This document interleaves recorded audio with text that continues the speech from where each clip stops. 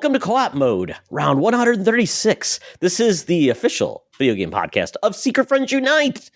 I am one of your hosts, Todd Oxtra, from beautiful Sauvage, Minnesota. It's April. It actually feels nice. I'm nursing a dog who has an injury and hopefully gets better. And man, I've never been traumatized by a dog giving me looks like, "Dad, why are you doing this to me? You've reduced me." Oh, it's the worst. And but I think I've fixed his trauma, and I think he's going to be okay. Mark, Good. You're a tired guy tonight. You've been doing parent duty since last night. So we said we're going to commit to a shorter episode. So we've already got a was it a safe word? I guess we're calling it. If Todd goes too long. I will try not to use it, but we'll see if I have to use the safe word. My little guy wasn't feeling the best last night. He's feeling great today with just whatever it was just quick in and out. But it was a long night last night and back to work today. So I'm still excited to be here. Let's talk video games. We are. Video games will keep us in a good mood, keep us energized, and we'll have a good time, folks. Well, we want to also start with thanking all of our awesome Patreons in our Secret Friends squad. And folks, if you're not a member, you're listening to this with the ad version, try out the Patreon free trial. Ads are gone. You get exclusive content. You can try that for 7 days and get binge as much as you want, and then hopefully you'll stick around for more of the awesome content we've got coming. So we're going to have some new things coming in this year. I'm cajoling a few things, a couple secret things for the Secret Friends. Hopefully that will be coming soon. And before we do that, Mark, can you thank the fine people with our patrons? Absolutely. Yes, I have to thank our Friends with Benefits tier, including John Sedorf, the Phoenix Sisters Cosplay, Brennan Myers, Matthew Keel, and Corey in HD, as well as our BFF tier, the amazing Nias family. That's Sean, Stella, and Henry Nias, and the incredible Missy Merchant. Thank you all so much for helping us out, helping make this happen, helping keep the lights on, and hoping you're enjoying the content. Yeah, and you know what? If you don't have the money right now, no problem. Though we would appreciate, sharing our content, giving us a review on Spotify, iTunes, YouTube, podcasts now. Share, just tell people, hey, or, hey, if you're interested in being on our podcast, let us know as well. We've had a lot of great guests frequently and recently, and we would love to have more along the way. Mm-hmm. Mark, I think this is the segment that gets people really energized for our podcast, and that is buy, rent, return. Folks, it's very simple. We pick a topic, and you have to buy one, rent one, and return one, just like the good old days of Blockbuster. I did change the logo of the Blockbuster because it doesn't even exist anymore, so I put our co-op mode logo on this. Not the one I have in my spreadsheet, but it's out there now. So I think that's appropriate. We're going to, because you know what would make sense, Mark? For us to go into a brick and mortar store. I think that's our next thing. Yeah, definitely. 100%. That's the next.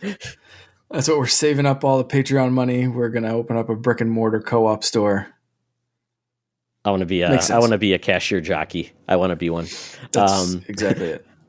So this week, we've had some recent superhero gaming announcements that made me think of what are your favorite superhero game series? And we've had many from the early times with the old Batman game on the NES that was not really a Sunsoft game. That was kind of weird. We had a bad Spider-Man game on the Atari 2600. Superman's had a lot of bad games.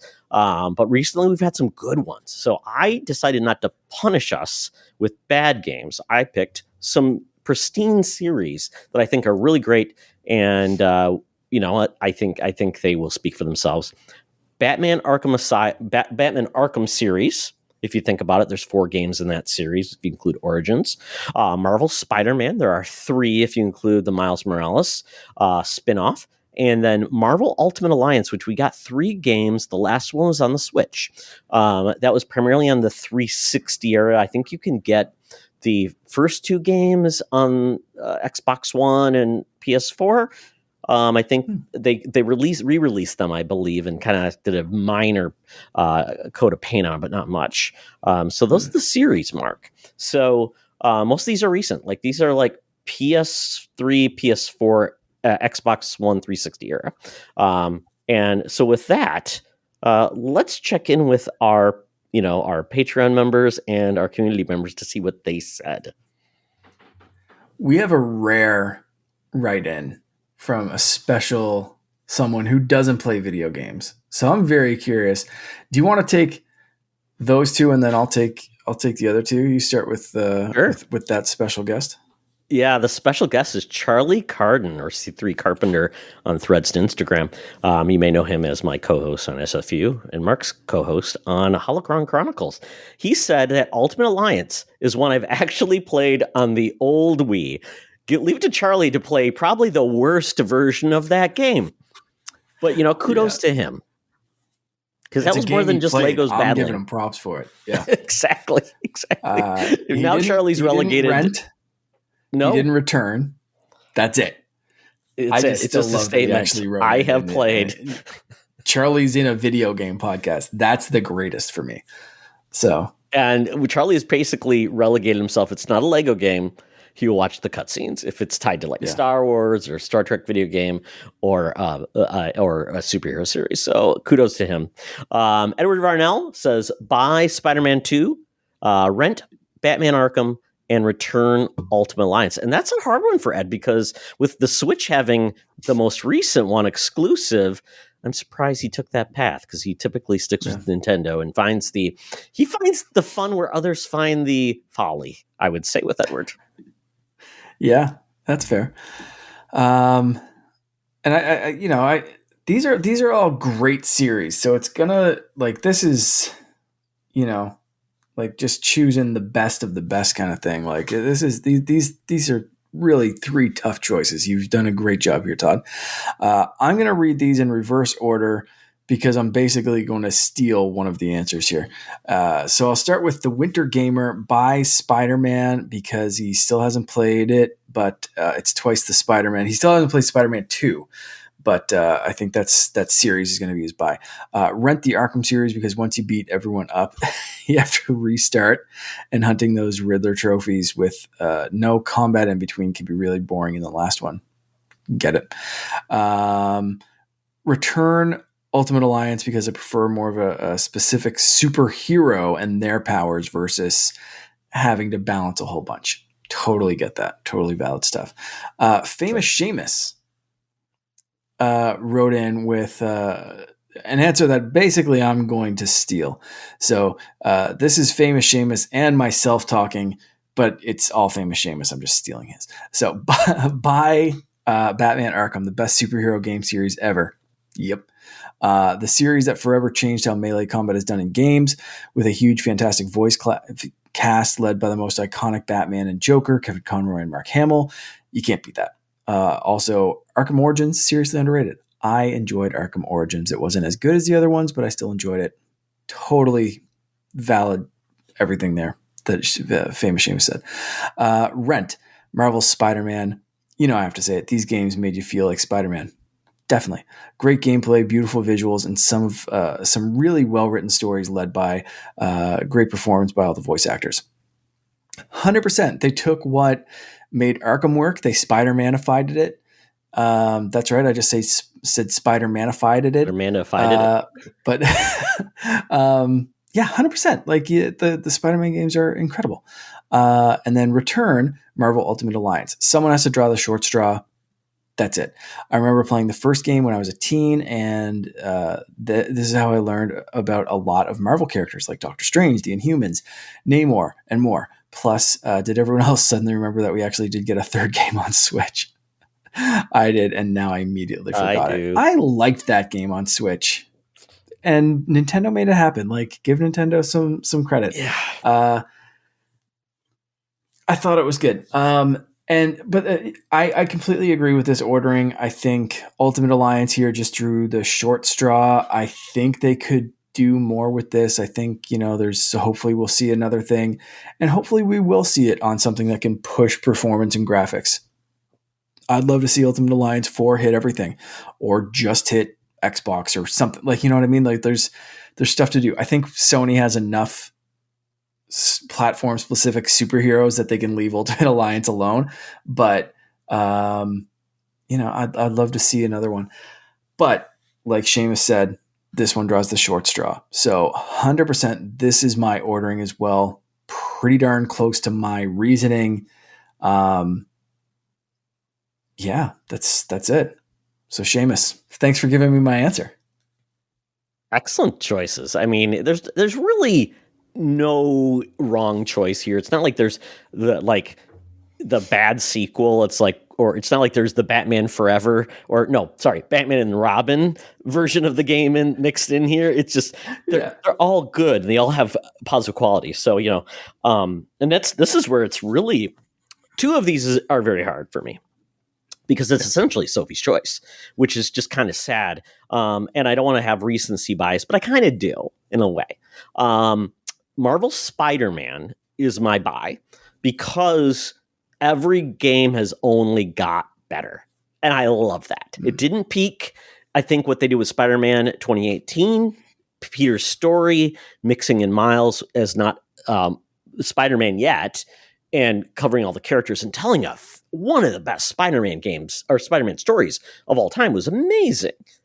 And then coming back with Miles Morales, when I remember when the game was first coming up, like, oh, it's just a short little game. I'm like, no, that was a full-fledged game, gave Miles the focus and really introduced his unique powers. I loved it to pieces. It had such a cool vibe, considering it focused more on Miles' world, developed focused on his culture and the areas where he lived. And it was amazing. And it was cross-gen. It was the first cross-gen one we got, where it was like on PS4 and PS5. And those load times, even though in Spider-Man, you don't want to fast travel because you want to just travel, but it did have those fast load times. Like, holy crap. What's a load screen anymore? That was amazing. And I just love the way it looked. I never played it on PS4, so I couldn't tell you if it was like, day to night, but it was amazing. Right. And then the most recent Spider-Man 2, amazing game. And then bringing in two heroes together, telling those disparate storylines was amazing. So it just, to me, is like, wow, every entry improved upon itself. My rent would be the Arkham series, because in a lot of ways they're each a little different in what they do, and sometimes it's an improvement, sometimes it's I wish they'd done more of that. Like, people love Arkham because the first one, Arkham Asylum, because they truly felt it was a Metroidvania. It was more enclosed. It felt like you were really looking for that. Hey, how do I get there? I can do that. And it was just amazing. And that fighting combat was just phenomenal. Now, the weird Joker and battle at the end, a little goofy, but I still loved it.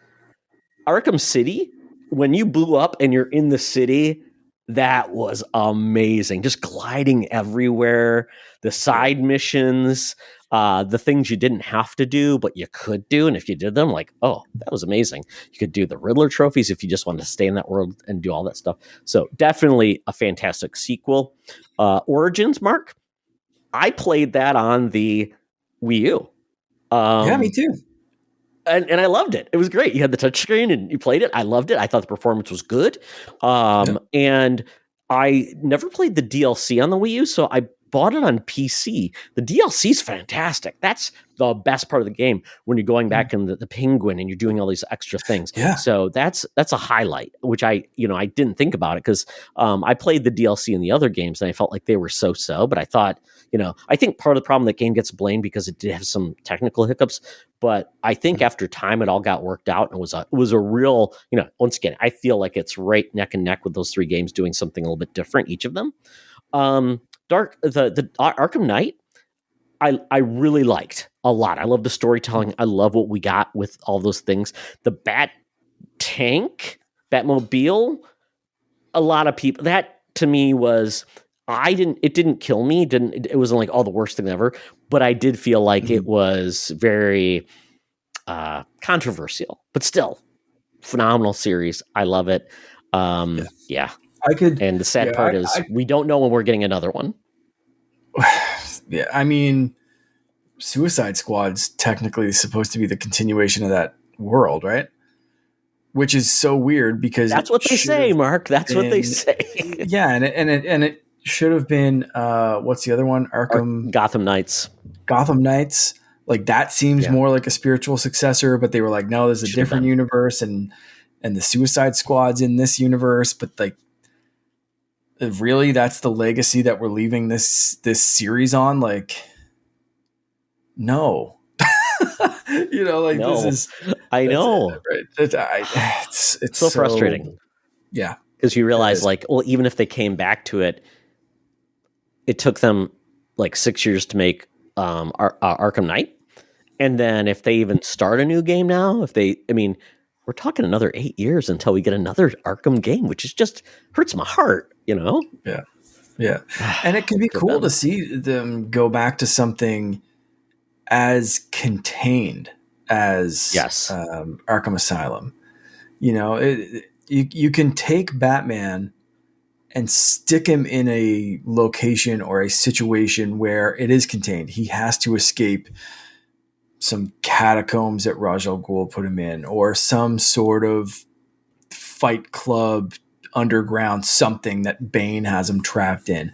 Like there are so many things that you could write a Batman story around that does put him back in a contained environment that again does have some Metroidvania stuff, does have more of a just fitted story that has stuff in that's not as broad as a city or a full island or whatever, but distills down of a specific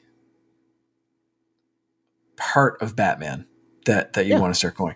But it's going to be tough to top this because like Seamus said, for me, when I read Batman comics, those are the voice actors that I hear in my brain.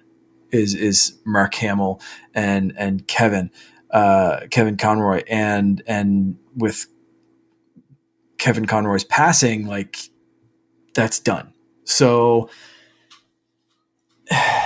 and it's tough to replace. You could replace them with the best people, but they don't have the lineage of Batman the animated series behind them, which is what I grew up with. And then seeing this mature take on these characters, but with those same voice actors taking it to a different level.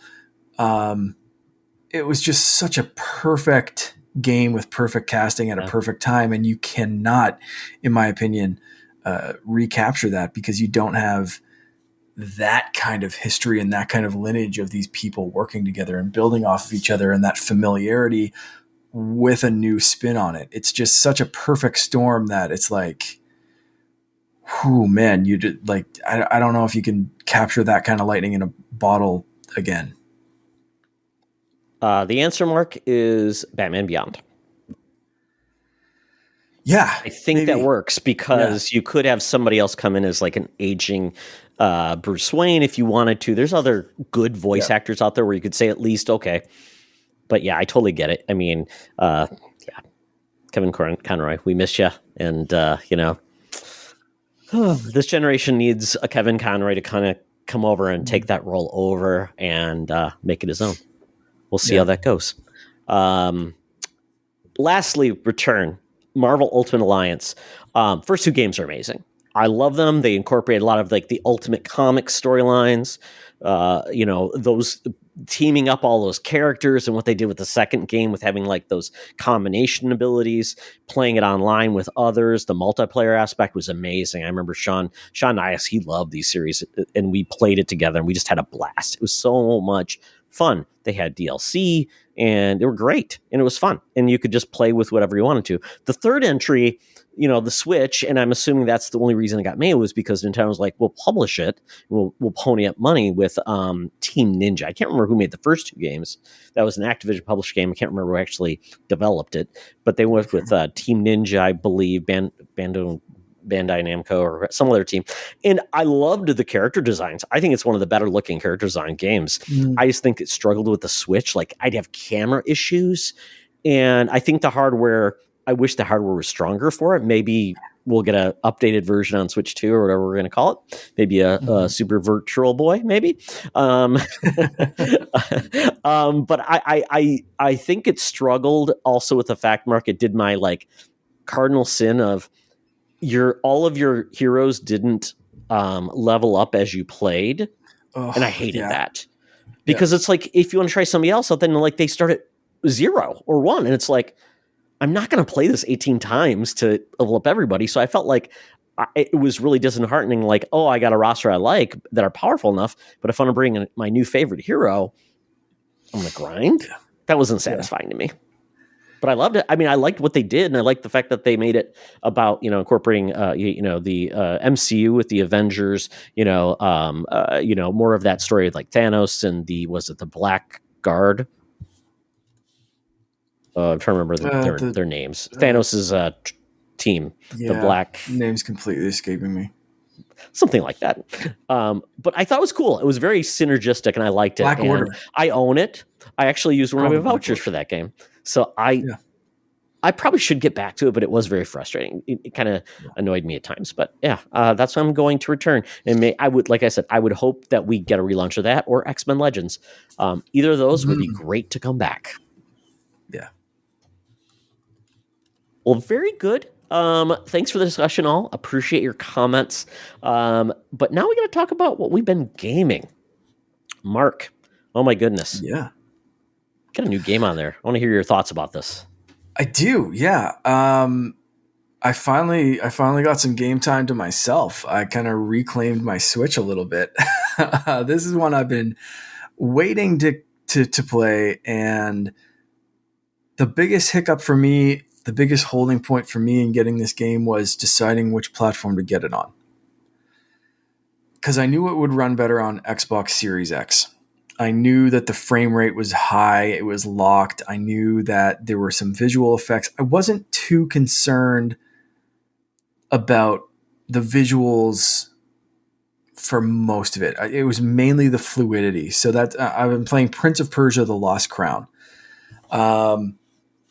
So I knew Xbox was going to be silky smooth. The best place to play it, I think, was going to be the Xbox Series X, as far as like performance and just. And you kind of want that in this kind of game. But I also knew that with Finn's new affinity for video games, with my own gaming time being a little limited, being able to play on the Switch in handheld, especially on the OLED, was going to be like kind of a saving grace for me actually finishing this game and really putting my time into it. So I downloaded the demo on Switch. There's no demo on Xbox. I really wish I could have compared them both before I played it. Really? But I couldn't find a demo on Xbox. I thought so too. I played a demo on, maybe I played demo on PS5, but okay. I remember playing a demo. Yeah. Weird. Maybe they took it down. I don't know. I couldn't find it. Maybe I'm just dumb. I have no idea. I looked briefly for it. I couldn't see like a download demo button. So I was just like, screw it. But I read a couple of reviews that said the Xbox version was like, the PC was like up here as far as like, the frame rates can do whatever you want, whatever. But they were like, so like the Xbox version was going to be silky smooth, really nice to look at, no HDR10, but like still look visually very, very pretty, blah, blah, blah. So when I knew that, I was like, you know what? I'm going to play it on Switch. I'm going to see how the timing is, because I knew there was some like timed quick time kind of moves or something like, flash yellow, flash red, no to attack, no to block, no to parry, no to dodge. Those parry timing. Yeah. Parry timing is always super crucial. And if the frame rate hiccups, if there's some slowdown or whatever because of hardware, that's a no-go for me. I need my games to be silky smooth, like Celeste and that kind of stuff, or like something that, if the Switch isn't going to keep up, count me out for a game like this. I loved the demo for this game. Absolutely loved it on Switch. Knew right away, this is where I'm going to play this game. And it was on sale. So realistically, like I have been loving this game so much that down the road, if it goes on sale again or even drops a little bit lower, I might not be opposed to picking it up on Xbox and seeing what the performance does. But for right now, I've been playing on Switch and I absolutely love it. This is kind of a reimagining, I guess, of the series. You're part of this team of immortals. That's what they call themselves. I don't think they actually are immortal, but some stuff they're like a happens that team of maybe heroes, they are. almost like demigods. Yeah. Yeah. But yeah, the prince, something happens. You have to go on a rescue mission with your team, and I don't want to give away any story spoilers because the story is way better than I anticipated it to be. Yep. Holy crap. There's some twists and turns. I thought this was going to be a bolted on story for a really cool platformer, kind of, minor bits of time travel or different time powers and that kind of stuff. I didn't expect the story to have twists and turns. I audibly gasped at one point, and my wife was playing next to me. She was playing on Xbox, and I was playing on my Switch and handheld. And she just like paused hers and looked at me like, "Did you just like clutch the pearls gasp?" And I'm like, "Yeah." Like I did. It was like a my heavens. But it is like that kind of surprise, and maybe it's not like the most surprising story ever, but I didn't expect it from this game for some stupid reason. I just expected, like I said, a very straightforward, the prince is in another castle, keep going. Oh, the bad guys took him to the next level. I guess you'll have to figure out how to platform your way up there and fight some zombies and snakes or whatever. I straight up, that's what I anticipated for this. I expected some cool movement, some cool puzzle solving, a little bit of combat, some parrying and dodging and whatever. But like, I'm in the story now and I'm loving it. It's so good. But like I said, And what was that? I was going to say, did you see all of the roadmap content they're going to give away for free in this game too? Yeah. That's impressive. Super good time to invest. It's 40% off. I think that sale's still going on. Hopefully it is by the time you listen. This is not an April Fool's joke. Go check this game out. It is amazing. I am sad that I've skipped this one up until this point, but 40% off is 40% off, and that's great. Holy crap, though. It is so good. And I am very It's longer than you'll expect, though, Mark. That's what I will say. It is a very long game. So you'll get your fill of content. I'm probably about, I'm going to guess 8 to 9 hours into it at this point. And it's probably about 25 plus. Yeah, I was just going to say it there's a big twist that just happened not that long ago that I'm like, like you play for a bunch of hours before you even realize what's really going on in the story. It is impressive. And like you said, there's a roadmap. March, like this month, there's the Warriors Path DLC, spring of 24. At some point, there's a boss attack mode. Summer, Divine Trials. What was that? New outfits. Oh yeah, new outfits and stuff coming along with each of these. But like the main bits are and then permadeath mode. That's going to be pretty. I think that's out now. What? Isn't it? That might be out now because it's not hard enough.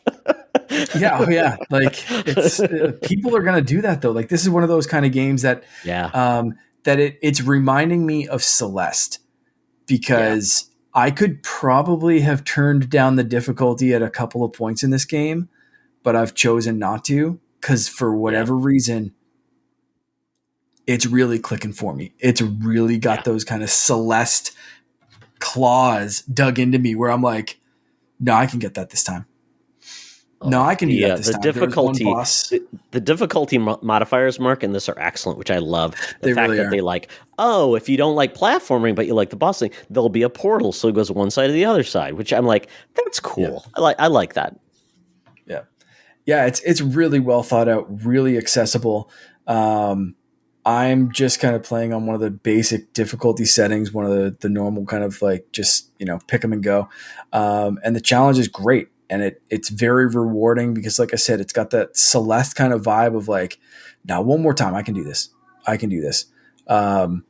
And it's from platforming to bosses to whatever. It's so good. So I can't wait to put more time into this game. Um, I know what you mean, man. It's going to be really cool. That you'll love it. I enjoyed it. It's one of my favorite games of this year. So yeah. Well, we'll see. We'll see how you do, and then the story mode content is coming out as well. So I think that's pay though. So I guess we'll see. Mm-hmm. I can talk about the last game. I've been just playing a little bit of Teenage Mutant Ninja Turtles, Shredder's Revenge on Switch. My son found a few of my old Ninja Turtle toys.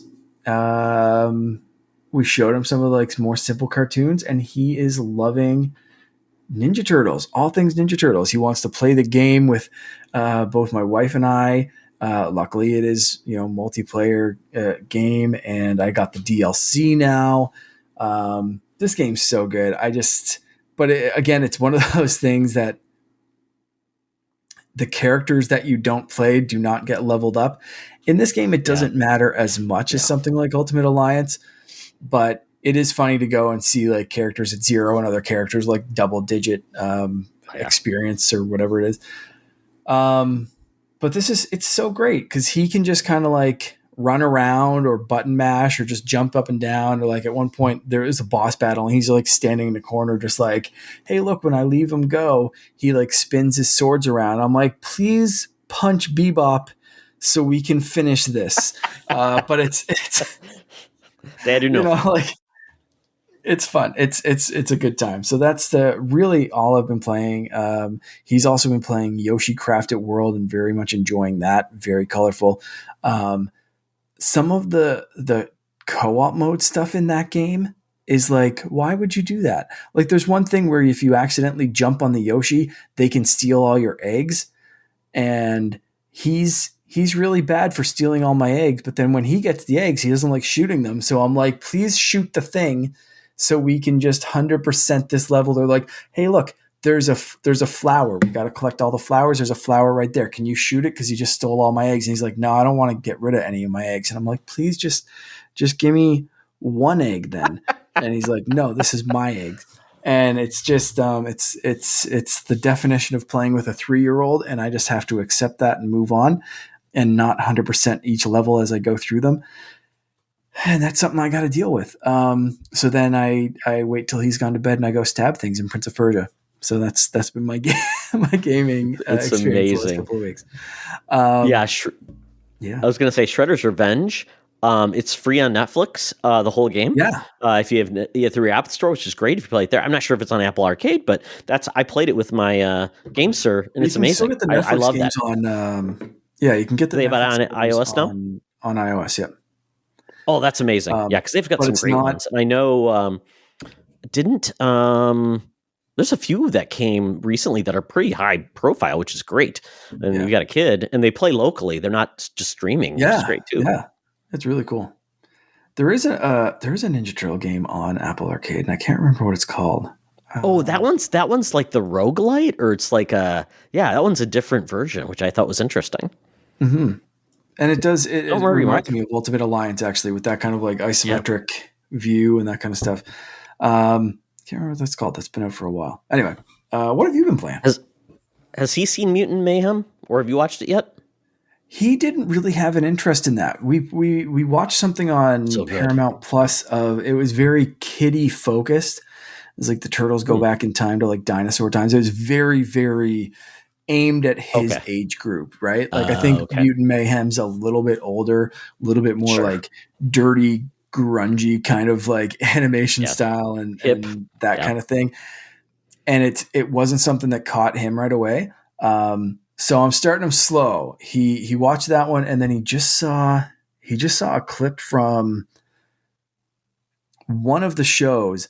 But I was really into that clip because it was they like went through a portal or something like that and went back to like the old 80s, 90s Ninja. Yeah. It was like a There was a crossover crossover. I kind of remember it had thing. like different Yeah. animation styles, right?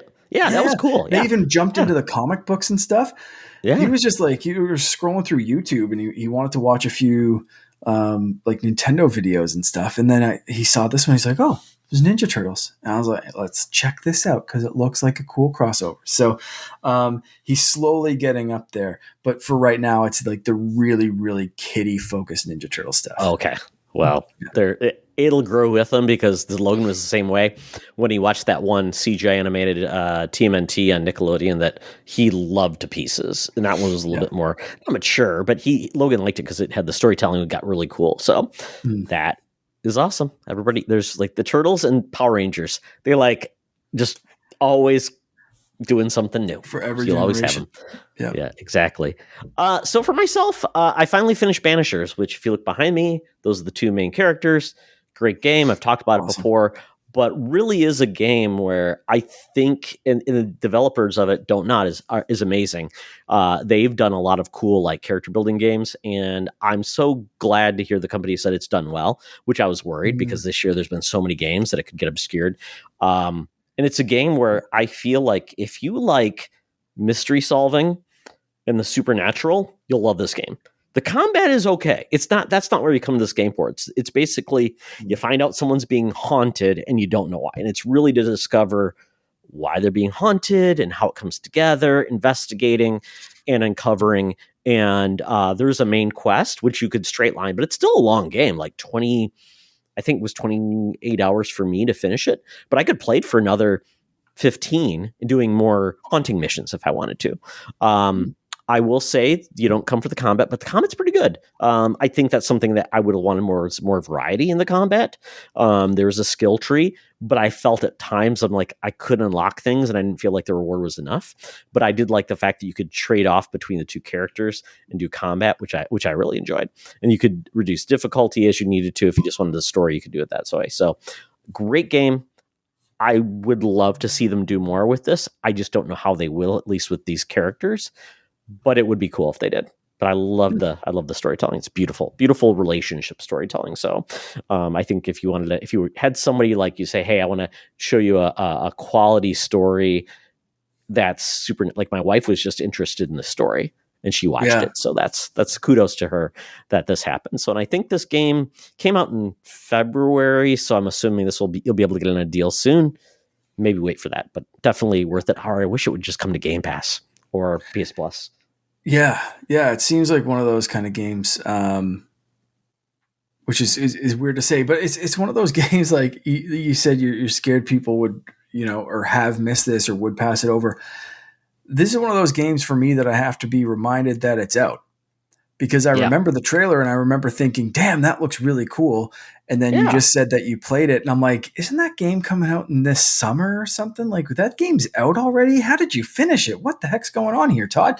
So it's one of those games that I instantly missed. And that's why I love talking to you and jumping in our Discord and being like, oh shoot, right. That's not a Yoshi game that my son's obsessed with. This is a mature game that is out right now. And I have lost track of time yet again. So, that's awesome. I gotta check this one out. I might wait for a sale. I might wait for a Game Pass or some kind of service or a sale or something, but it's definitely one I want to check out because it looks super interesting. And I will say there's essentially a path you go down, and it is a game with choices, and they do impact the ending. So I went down one path. It's kind of like Paragon versus a Renegade in Mass Effect. It kind of has that resonance because the decisions you make will choose the path for someone. So I may just watch the YouTube version of like the other version because I think that could be really cool to see how it impacted the gameplay. What did it mean for the game? So it's I love those. I love those games where they make you make choices and you don't always know how it's going to pan out. So yeah, check out Banishers. I love that. Sometimes I get paralyzed by that though. Especially if it happens early on and I'm like, if this was the wrong decision, do I have to play another 40 hours of this game? And do I like the game enough to play another 40 hours of this game just to see a mildly different ending or a couple of slightly changed things, or even if everything changes and then it's like, oh shit, this is basically 2 games and this is a fork in the road at 3 hours in that will affect the next 50 hours of gameplay. And it's like, oh, I am instantly paralyzed. Great. Thank you. That's something, but it's good to hear that, you can just make the choice and go. And, yeah, I'm always curious with how those ones end up. Well, I will say there's no like at the beginning you kind of have to take a path. And then but the game like halfway through allows you to kind of change your mind, which I thought was cool because it's like, okay, you played enough of it now to understand. It's like when you choose a class at the beginning of a game, like, oh, that was the worst choice I ever made. Yeah. And then it's like, it's too late. But this is good. I like the fact that it allowed you to do that. But then I kind of came from the game. Now, I would say if you are like, do you really get into the game? And like, would you play it as like you are that person? Or you're like, hey, I always want to play the game as a good guy and that's what I'm going to do. That's kind of what I did. But I put myself, if I put myself in the guy's position, I probably would have made a completely different choice, which I liked. Interesting. Yes. Yeah. Exactly. Yeah. So I would say watch a trailer for this game if you are curious to see what it's all about. And I think that will either say it's for me or it's not. But there is hitting things and smashing zombies and things like that, which may make it worth your while. So that's a recent game I beat, which is great. The game I played, there's a couple, there's one demo out that I did play. I wanted to play another demo, which is Sandland, which looks really cool. It's an Akira Toriyama based game. He just passed away, one of the creators of Dragon Ball Z.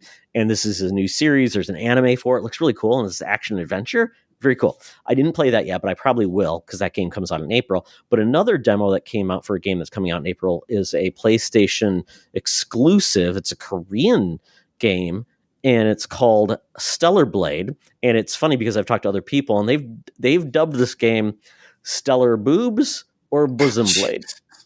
Oh my God. And I almost put a background behind me because if you look at this game, Mark, and some of the scenes, it's like gaming hasn't matured as much as I hoped it would. It is definitely screenshots now. It's very Bayonetta-esque. Oh, it even goes like harder than Bayonetta at times because it's at least Bayonetta had a lot of like resonance as a character. She embraced her sexuality. She knew what she was. This character feels like I don't know. It just feels like this is a guy was behind this and it had a guy's sensibilities, which is just kind of sad. And this game is, I'd recommend anybody check out the demo on PlayStation 5 if you want to. This is a Sony published game, but it's not by Sony Studios. It's essentially a Devil May Cry action game. Yeah, that's the best way to put it. A lot of combat. There are some decisions. There's a lot of like powering up, leveling things up. You have a companion with you who's like a robot, but essentially you're an army of these sexy ladies that are taking down creatures on when you arrive on the planet Earth. As you're arriving in these like space blimps, they're all getting shot to hell. It's like, holy crap. So these women go in these pods and they have to come down. And not many of them survive. It's like a crew that goes in. But Mark, the rest of the crew is kind of like wearing bodysuits and like they're badasses with melee weapons primarily, and you're taking on these weird creatures. The main character is like wearing like this weird sexy outfit with like a lady tie. And it's like, I'm completely drawn out of it at that point. It's very gory. The combat is kind of that slash and hack and slash and power up and melee and parry. And I'm like, okay, maybe I can find the fun in that, like a Bayonetta, where it's like, you're not coming for the story. You're just coming for the fun. I absolutely hated the combat. I always judge a good action combat game, a stylish game, by how you move and how you strike and the complexity of your melee system and like Devil May Cry and Bayonetta. I feel like it's just so much fun and you choose how stylishly you kill everyone. and you can team it. This game, I didn't feel like that was apparent. I felt like the jump, which I want when I jump in those games, I want to feel like I'm jumping, doing flips, and doing things side to side, coming in, parry, doing that type of thing. Mm-hmm. This felt very stiff, and not what we want from this kind of game. No, and I'm like, wow, it just felt like it was a complete miss. This game is getting a lot of attention for its visuals, which it's a pretty game, but it didn't strike me as like, oh wow, this is amazing. I don't feel like this is something that PlayStation should be proud of having as an exclusive and to put their hat on it. And this is not a great year for PlayStation. So the fact that this is one of their big hitters, ooh, I am just definitely not gonna. I was in my GameFly queue. I removed it promptly. Ouch. And I will wait to watch the reviews. It's for some people. Some people are saying like this is the best thing. Everything is going to be, but I'm like, I think there may be ulterior motives. Yeah. If you catch my drift, Mark. There you go. And then I'm going to continue the unfortunate, not so enthusiastic train on Dragon's Dogma 2. Okay. Got it from GameFly. I believe I did play the original Dragon's Dogma, and there was a Risen, which was kind of like a pseudo expansion sequel back in like the early 2010s, and it's a weird Capcom action RPG where one of the big, I guess, focuses is you could pick people up and throw them, and and they could jump on your shoulders, and you could grab onto people or enemies and attack them. That was like their big thing. Like you can grab onto things. So that's, I guess, a big thing. But it also had this pawn system, which is a really cool idea. And the fact that essentially you're this person called an Arisen. You create your own character. I chose to be a lion man. I can't remember what I gave my name. I gave myself a really ridiculous name. But essentially you walk in and you're basically a slave or like an indentured servant. You're working in a mine. You then like you have to show that you can lift a rock and bring it up to something, and that shows you're doing a good job. And all of a sudden a Medusa comes in, Mark, and you got to take on the Medusa, and you want to kill the Medusa, but you can't kill the Medusa, and she escapes.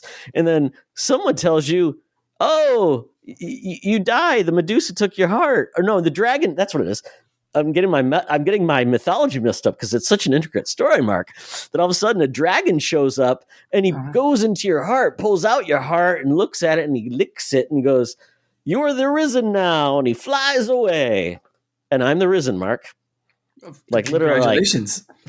Exactly. Now what the Risen is, don't know. But everybody starts referring you to as the Risen, and then these people come up to you and says, "I want to be your pawn.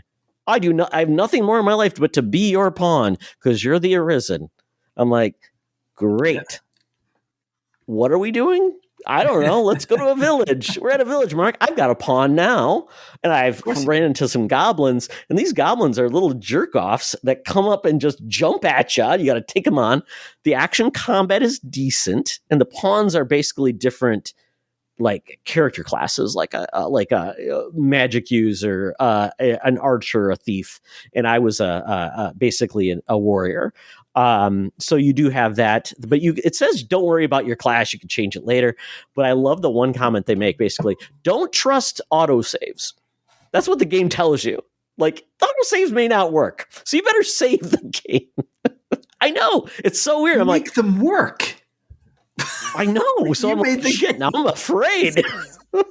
now I'm feared for my save state, Mark. Like I'm going to end up at a boss, and it's like, oh, go back 5 hours because you didn't save. I'm like, oh my gosh, good. So, and then you can get more pawns. So I think I had 3 pawns. You can always have at a time, and they will just go get stuff for you, which is kind of nice. Like, oh, we'll go get the chest for you. Great. Awesome. But one of my pet peeves, the character, even though you select when you're doing the character selection, you can pick a voice. You do not have a voice in this game. You do not comment. You don't talk at all. They're basically talking at you. And there's really no decisions to be had. You just select missions and go after them. There's like no like complexity. It's not really like a role-playing game. It's only role-playing game the fact that you're editing up your character, but it's not like you're making decisions and the world's impacted. It's not one of those games. But the big thing about this game, it is about immersive gameplay. It's essentially, you can ride a griffin, and that griffin could be like shot down from the sky, and you could end up falling and dying. And that's the way it works. Or you're on a trolley with all your whole crew, same thing, gets shot down, you fall down, you might survive, and maybe your pawns died. So that's kind of cool. And there was somebody did took a clip online of like a big troll, I guess. I don't know what it was, maybe a golem or something really huge. And there was like a gorge. And out of the blue, you end up like distracting the goblin. You hit it really once, and it falls over the gorge. And you essentially have a way to pass, like just to cross it, like a bridge. That's hilarious. And then if you want to screw people, you hit the goblin or the thing, the big monster, and then he falls in the gorge so that they can't cross. So it's moments like that. Okay. Yeah. That's really what this game is all about. It's the emergent gameplay. So despite every kind of thing I've said, the story ain't great. It's kind of wooden, kind of looks like a early PS4 game. Yeah. I don't think people are coming to the yard for that. I think they're coming for more like, hey, I can just have a kick-ass time killing things and something weird and wacky may happen and enjoy. So, but I'm going to give it another try. I did put this out on threads of like, when do you know a game isn't for you? And somebody put out a point out like, find out how long the game typically is and like how long to beat and do like 10%. I'm like, you know what? That's not a bad, like somebody said this is like a 40-hour game. Play 4 hours. I'm like, okay, I'll play another 2 hours. It seems like that's a pretty common, like I'm looking at like the Steam review is like 6 out of 10. The Google review thing, whatever it is, like 58% of people liked this game. Like it seems very just kind of like middling. Either I totally got it, bought into this idea, or like I have tried this for a couple of hours and I'm ready to dip. I see what you're doing, but nah, not for me. Like it seems like that's from a very, very quick perusal. It seems like you're right on with how a lot of people are feeling about this. And that's fine. Like I said, I just got to get out of this FOMO where, I'm missing out. And thank God for GameFly, because I don't feel like I'm wasting $60 and I'm trapped because I like spent all this money. So I will give it another try. And then, there's other games coming out in April I'm very excited for. So we'll see how that goes. So that's what I've been gaming, folks. So hopefully if you have thoughts on any of those games, let me know. But if this doesn't work, I'll get back to Cyberpunk because that's a game I really love. There you go.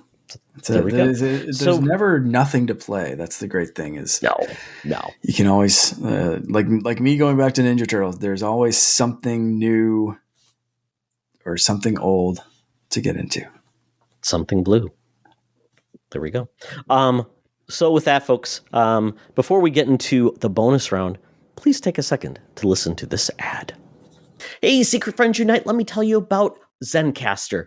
We use them for our show, and now they're supporting us. Zencastr is now the all-in-one solution making podcasting easy. It's the ultimate web-based podcasting solution. Provides high-quality audio and video podcast production and hosting. With a full suite of professional tools, podcasters can seamlessly record, produce, and publish studio-quality content, all from one dashboard. Being a creator has never been easier. And we chose Zencastr because of the ease of use, high quality output, and it makes it super easy for our guests to come on. We had multiple solutions we tried before, and Zencastr has just been the best fit for us. Why Zencastr? It's now super easy to record a podcast with Zencastr. Log in using your browser and start recording a high-quality podcast right away. Record studio-quality sounds and up to 4K video with your guests. Feel a sense of zen knowing Zencastr's multi-layered backups ensure you always have your recordings in the highest quality, even if the connection is unstable. Have you ever worried what you sound like? Zencastr's post-production process makes you sound buttery smooth. It automatically removes those ums and ahs in your recording. It removes those awkward pauses in conversation too. Set the right podcast loudness and levels while reducing background noise with the click of a button. So if you're interested in making an easy, high quality podcast just with the click of a browser button? Go to Zencastr.com/pricing and use my code SFU1. You'll get 30% off your first month of any Zencastr paid plan. I want you to have the same easy experiences I do for all my podcasting and content needs. It's time to share your story. Now back to the show. All right, it's time for the bonus round. Woo. And Mark, this is going to be like a two-headed beast because I think we're going to do something really quick because we are recording on April Fool's Day. It's the day you do not want to have real news come out because no one will believe you. Yep. So we decided, I think we're each going to talk about a couple of our favorite April Fool's Day jokes, just to kind of get everybody in that mindset of what April Fool's means to them. And we're much more savvy than we were back in the good old days of the early internet. So, because now it's like, people know and they can smell it a mile away. So, Mark, starting with yourself, do you have a favorite April Fool's gaming event or news story? Not from ever. Like this can go back. Any even if it was this year or another year. Yeah, I've got to give it to IGN's live action Zelda trailer from years ago. That one just stands out as an all-time great. They thought about that for a long ass time. That took foresight. That took a lot of production value. Like it looked good. You kind of like started to pick up the like this is probably, funky, but like you stuck around the whole time because you were like, damn, they really like put some stuff into this. So that one, absolutely all-time great, like Hall of Fame going hard for Valentine's or for April Fool's Day. I love that one. Yeah, that one's a really good one. This year actually had one of my favorites, so I'll share this one. CD Projekt Red put out Cyberpunk 2077 is getting a limited time floppy edition that comes with 97,619 3.5-inch diskettes. I love that. Yeah, I love it. Of course. Is that the math that it would take to actually fit that game? Because that is great. If that's actually like what it would like. Did someone do the math on that one? They had to, Mark. I mean, and at that point, it's like, I don't even know how to imagine what 97,000 is. That like 18 pallets? I mean, they're huge. But that's a lot. I mean, that's a lot of weight. Yeah. And just imagine if one of the discs was damaged. Like you're on disc 14,000 of the 97,000. What do you do? That's it. That's and if the game needs to be patched, Mark, do they send you like another 800 discs? That's exactly right. Yeah, that's it. You do not want to see some of the bigger DLC packs. No, that is an all-time great for sure. That's a good one. That's a good one, especially if someone actually did the math. And I'd love to double check that. Like, what is the install? What is the total like capacity of a 3.5 inch disc? 1.44 megabytes. Okay. And what's the install? 70 gigabytes, I think. Probably a safe bet. Yeah, sure. I don't think they specifically said it, but I can see. Look at that. Like, and I'm assuming that's just the base game. Install size Cyberpunk. We're doing math on the fly, folks. Yeah. This is exciting. If you're at home, break out your slide rules and have a good time. 60 to 75 gigabytes. It's weird when they give you a range. Just say 75 gigabytes. 75. Okay. I don't even know. Like I'm gonna double check that. You'll need a spreadsheet. That's it. I love that. I do that every once in a while. Not even for April Fools. I don't know why I keep saying Valentine's Day. I'm looking at like a pink heart there over behind my computer that my son was playing with. I like doing that even when it's not April Fools at work. Someone will ask how much horsepower a vehicle has. I work at a car dealership, and I'll say it has 500 horsepower, but it has 120,000 duck power. which I think is more impressive. How about a Chihuahua power?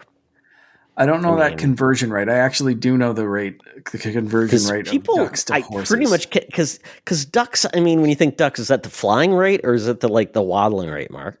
I mean, come on. You know what? I'm not really sure.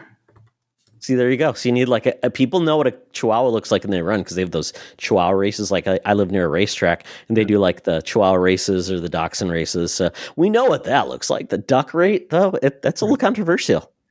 Well, it's You have to change general rule is 131.2 ducks for one horse. So whatever how your about moose? vehicle is, Mark, you're Canadian. moose would probably be a lot Is stronger it like than a horse. double? So then Is it like double? You think a double? Like is a moose twice a horse? Oh, I'd say easy. Yeah, moose are Okay. terrifying. They're amazing, but Okay. they're just tanks. They're walking friggin' tanks, but on tree trunk legs.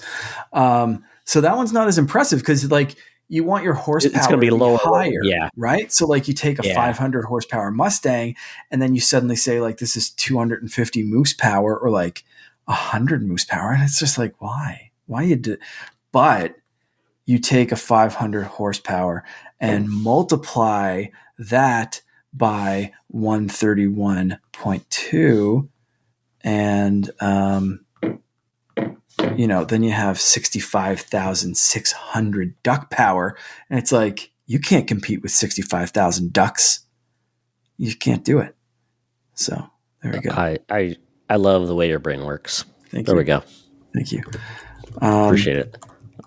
I was going to give you another one that was fun. So they had an Elden Ring expansion, and it was simply a graphic of Elden Ring expansion getting bigger. Very simple. I love it. It's like, yep, I'm in it. You know what breaks my brain though, speaking about how my brain works, is an average horse has 15 horsepower. Okay. Yeah. Let that one keep you up at night. I'm sorry for every listener that just there's 15 tiny horses inside a horse. I don't even know how it works, but an average maximum horsepower is about like 15 horsepowers. Is a donkey like half a horse? Because I don't understand ass power. You could do ass power, Mark, and then just a donkey is an S. Yeah. So there you go. It's things are confusing and nothing makes sense, and we make up everything. So there we go. What is it? You could do like come up with an acronym for it, so they think it's real. Yeah, and you don't have to tell them it's duck power. You could just say it's like a DPH, ducks per mile, DPM, DPK, because ducks per kilometer. Yeah, you got to do that conversion too for the Canadian ducks. I wonder what goose power. Goose power definitely be like. Probably that's true. Triple a duck. Gotta be double. Yeah. And ducks are meaner, so they're kind of a little bit more adrenaline. Ducks are meaner than geese? No, that's what I meant. Geese are meaner. Yeah. I was gonna say, and they'll bite you. Goose? They hiss. They're horrible like swans. I mean, beautiful but deadly. Yeah, exactly. This video game podcast has gone off the rails completely. April Fools, everyone. You thought this was about video games? It's about play Untitled Goose Game.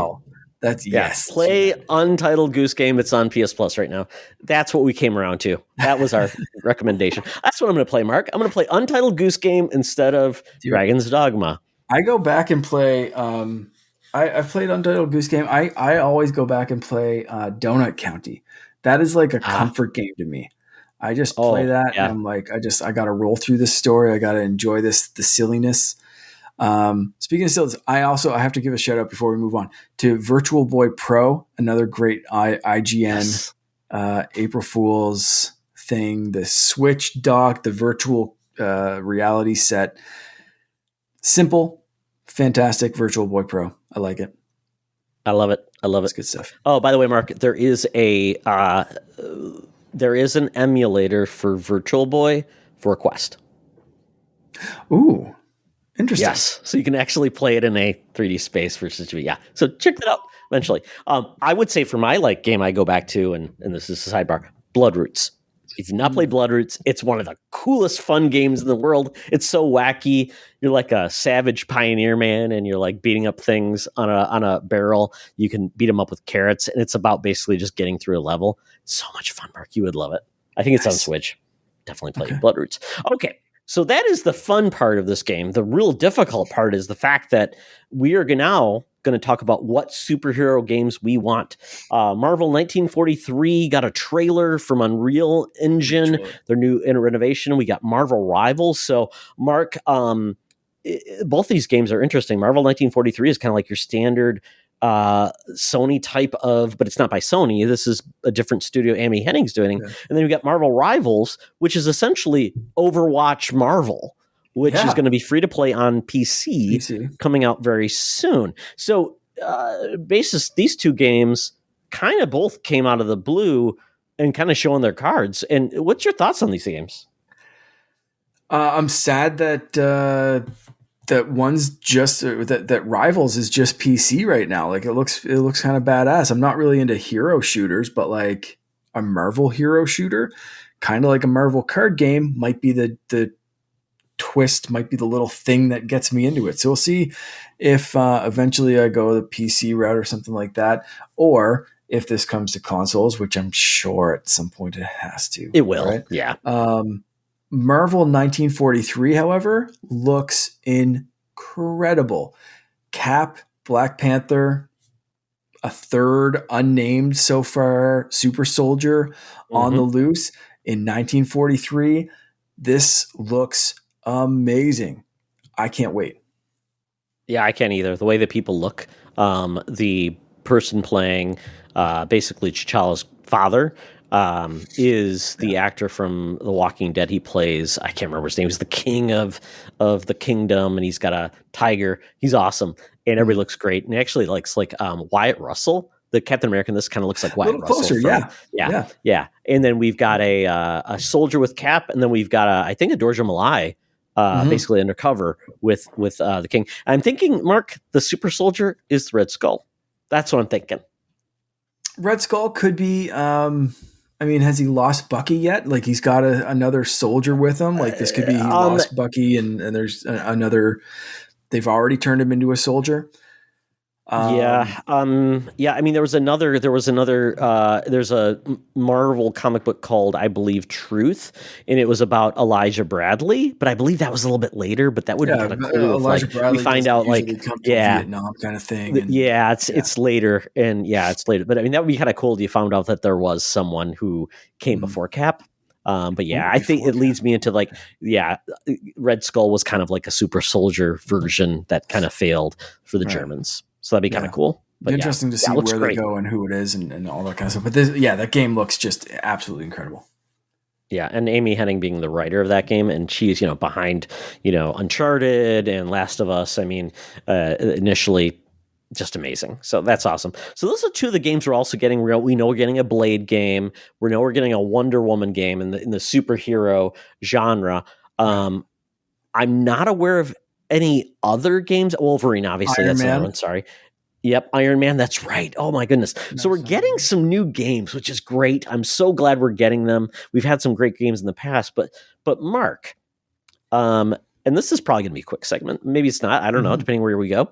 But really quick, is there a superhero game that you want that has not been done yet, or has not been done in a while, that you would love to see? And what style would you go for? I have two. In mind right off the bat. Actually, kind of three. Because I've been getting back into Quest a little bit more, and I almost picked up the Iron Man game last week, and then I got into Prince of Persia, and I kind of I put that on to the side again. But I was thinking about virtual reality superhero games, and Iron Man seems really, really cool. But I also think another couple of things could work very simply, or even like an Avengers game. But the two that stuck out to me were like a Cap game where you get to throw the shield and you can actually feel like you're throwing it and you see it in your 3D space and you catch the shield back. You could kind of do the same thing with Thor and his hammer. And then you could do another one with Hawkeye. I think that'd be really cool. So like, I would imagine there could be more to the gameplay, but you could also just do as like a simple kind of like Mario Party like mini game kind of thing of like throw cap shield. Okay, here's what we're gonna do. The next stage is like hit 100 targets with Hawkeye's bow. See how many things you can hit with. Like in one lineup, like Like an wait till Avengers bad guys training, line up, like an Avengers Avengers training training or something like that, right? Yeah, simulator. Yeah. yeah.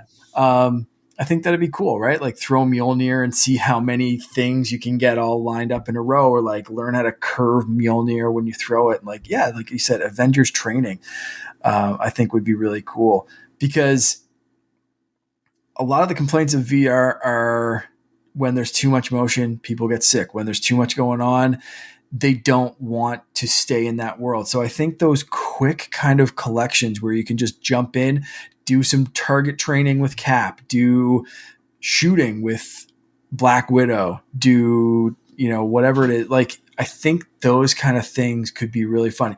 You could even get the workout vibe in there with like Hulk or someone like that, with like, smash the targets as they come to you. Like there's a whole bunch of like those quick little mini games, the little flavors of different motions and different actions that I think you can get in VR. That, yeah, I like pick the superheroes. I'm just rhyming off like the Avengers that people are familiar with, but like, yeah, let's just like pick some superheroes and let's go for mini games. But like, I'd love to play that kind of thing. And I think the pick up and go rather than like a complex story would be the way I would prefer doing it in VR. But anyway, the other one I thought of, I had originally thought maybe just Iron Fist or Daredevil, but screw it. I'm going with the full Defenders team. And because I'm playing so much Teenage Mutant Ninja Turtles, I'm going old school side-scrolling beat 'em up action. Beat 'em up. Beat 'em up, 100%. Have the different styles. Have Luke Cage just be the tank that's like a little slower but stronger. Have Daredevil and Iron Fist as like your straight up brawlers. Have and like you could toss a few in there, right? Like Jessica Jones could kind of be like that middle ground kind of thing. Even throw Punisher in there for some like ranged attacks or something like that. But like when he's reloading, he's a little bit more vulnerable or something. Like just like the Turtles in those games, like, Donnie has more range, like some of them are faster, slower, whatever. You have that little balance. I really like, I think that could just be fun, and you pick a Defenders team where, yeah, they're powered, but like a little bit more muted than like a god who can light up the whole place on, with lightning or, electric blast powers or whatever. Like it's, like I think a more grounded thing works for that beat 'em up on the ground kind of style. Mm-hmm. And I'd love to see that, going back to like that kind of arcade. We talked about the arcade of that was the last episode, right? We talked about arcade games and classics. Yeah, arcade beat 'em ups. Yeah.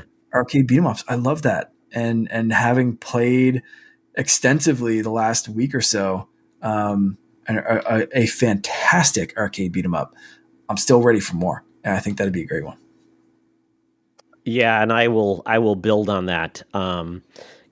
We essentially have got, the updated Teenage Mutant Ninja Turtles brawler with Shredder's Revenge. Why don't we do the same thing with X-Men? X-Men 97 has been fantastic. Yes. I want basically a new version of the X-Men arcade game, but I want an updated roster. And then I want to basically it could be a live service game where not in the way that like we say like live service where it's like, you always gotta be like, but more of like they're going to do hero packs or something like that. Like, oh, now Bishop's involved. And it's like, because X-Men has 1 billion characters. I would love that. And it's like, oh, Mr. Sinister, we're going to take on the Sugar Man. We're going to take on Apocalypse. We're going to take on Strife. I mean, I love the X-Men, folks. I've got a podcast. That's why I do all this. And I would love that. And just think of like how they updated the looks of Shredder's Revenge. I'm like, why isn't every hero license doing this? Because or like classic license Power Rangers, why aren't they doing this stuff? It seems like a no-brainer, and it's so cool. Get some like Way Forward, get other teams to do this, and it would just be so cool. Charge $30 for it and people would love it. Yeah. Bring out like arcade sticks. You can say, oh, it supports your arcade sticks. So you can feel like you're in the arcade again too. Like I think 8-Bit Do has one. I think there's a couple fighting sticks that are like that. And it's just the same way. It's just like you're at the arcade. Yep. It could work. Yeah. 100%. If there were a few more games that supported it, I would love to invest in an arcade stick. I'm not going to get it just for Ninja Turtles, but like if this started to become a genre, 100% I'm getting an arcade stick. Like I want that feel. If they announced X-Men, like a couple more games that like I think I could really sink into that would support that. Yeah, count me in. I love it. Next, I'm cheating, Mark, because I have two more. I said two. So one is going, and these are going to be DC focused because DC, unfortunately, has had the highs and the lows. Suicide Squad, we don't want to talk about that, but I'm going to go with one of my favorite heroes in the DC universe, Green Lantern. But I'm talking Green Lantern Corps. And there's such a broad range of characters, and their approach to using the Green Lantern ring and the capabilities are amazing. And I would love that. There has not been a good Green Lantern license game, and I would think that would be really cool. And I'm trying to think like how would you best approach that, because they have flight abilities, they have power abilities, and I'm trying to think what would work. And I think of like a game like Anthem taking that style, because essentially you could then say, okay, well, I've upgraded myself, so I have more willpower, or I've opened my mind to do more things. So it's almost like it's almost like the Matrix. Oh, I know kung fu. Boom. Yeah. Oh, I understand this. Or I'm like, oh, I like cartoons. So I'm gonna use like punching bags or something like that. I love anime, so I'm gonna do this. Or I like, technical warfare, so I'm gonna bring in an Abrams tank. So I think there's some cool things you could do, and you could make it a multiplayer game, kind of like Guardians of the Galaxy, because I think Guardians of the Galaxy did multiplayer really well, where you would just ping off each other. But you could also say it's 4-player co-op, but not like live service. It is, and then if you had AI content, so you could choose your roster of Guardian or Green Lanterns, go off on missions, and they could adapt one of the classic stories by Jeff Johns. Love it. That's what I'd like. Go to different planets, kind of works. Yeah. Then lastly, I am a sucker for the Justice Society of America. Which is like kind of like of the old school DC universe where you've got Sandman, you've got old school, Jay Garrick Flash with the helmet, you've got a Green Lantern who's different, you've got Starman, you've got Dr. Fate, you've got Wonder Woman, you've got a Wildcat. Stargirl, if you've not seen it yet, is one of the greatest. I love that series. It's on HBO Max now, but it started as CW. Great, very family-friendly superhero show, a lot of teen drama, but I loved it. So that's what I want. And I would love to see them like have basically someone be like almost like if you think of like the Avengers game, where you would go off and you get a team and you'd like say, okay, I'm going to be in the background. I'm going to send them off to do missions and stuff and take on classic DC villains. I want that.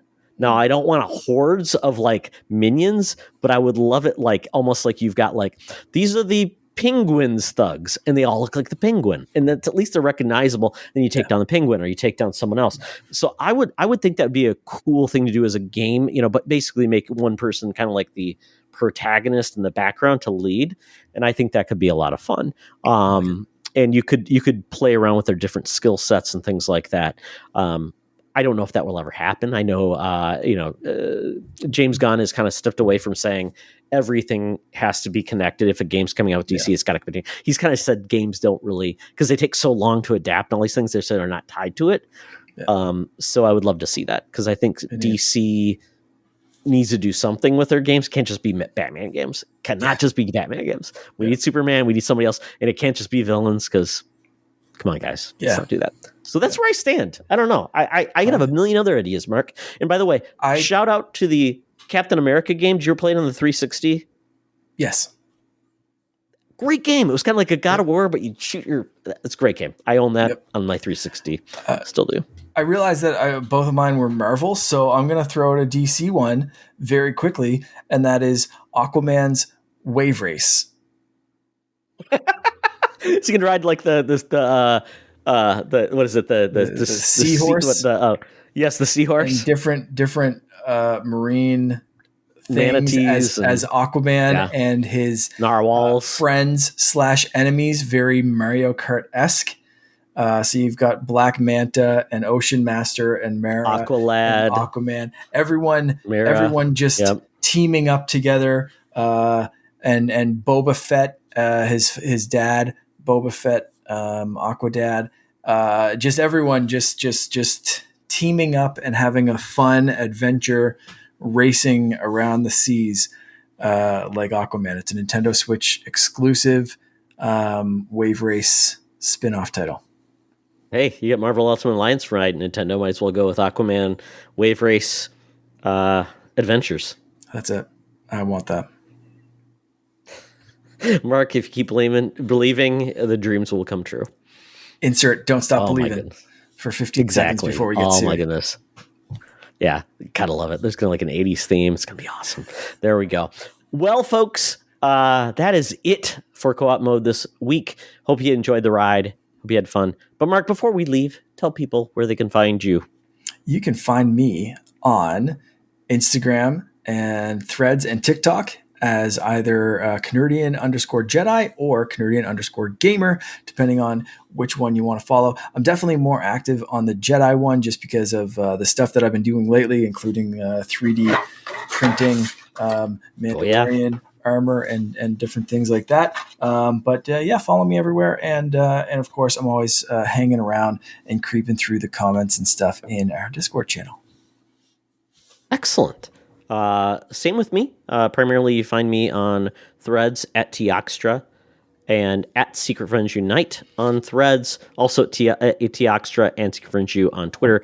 If we're still there, there's still people that are there, so I keep a presence there. So once again, check out our Discord, check out our website, and check out patreon.com/Secret Friends Unite and join us on this excellent adventure we go on every other week in the world of video games. Thank you, Mark. Thank you, folks. And remember, it's always better to game together. This podcast is part of the Secret Friends Unite podcasting network. Visit secretfriendsunite.com for more great shows, articles, news, reviews, and more. Secret Friends Unite podcasts are available on Apple, Google, Spotify, and other podcast services around the world. If you'd like to be part of the conversation, you can join us on Facebook or our new Discord server, or follow at Secret Friends U on Twitter. Please subscribe to Secret Friends Unite on YouTube and visit our merch store at tpublic.com. Just search Secret